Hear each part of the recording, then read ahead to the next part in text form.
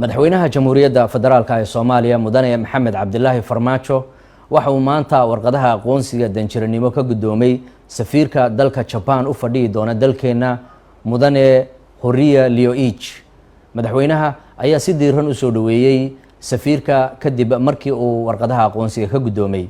safiirku waxa uu madaxweynaha soo gaarsiiyay salaan diiran oo uu ka waday boqortooyada dalkiisa. sidoo kale safiirku waxa uu madaxweynaha soo gaarsiiyay dhambaal uu ka waday ra'iisul wasaaraha dalka Japan mudane Shinzo Abe. dhambaalkaas oo mahadnaq iyo bogaadin uu ra'iisul wasaaruhu ugu soo jeediyay madaxweyne Farmaajo ka qayb ahaanshihii uu ka qayb galay shirkii horumarinta Afrika iyo Japan ee tigaa 7 oo August dabayaaqadeedii ka qabsoomay dalka Japan.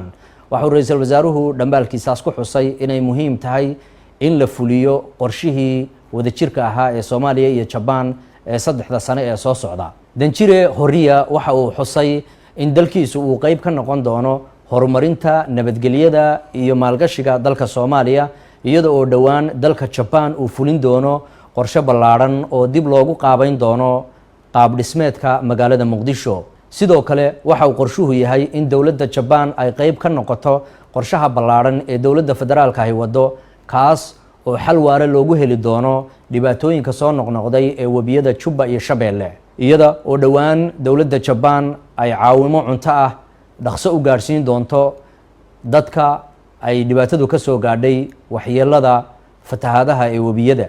dhankiisana madaxweyne Maxamed Cabdilaahi Farmaajo waxa uu dalka ku soo dhaweeyay danjiraha isla markaana waxa uu hordhigay qorshayaasha iyo barnaamijyada hortabinta leh ee hor yaalla dawladdeena.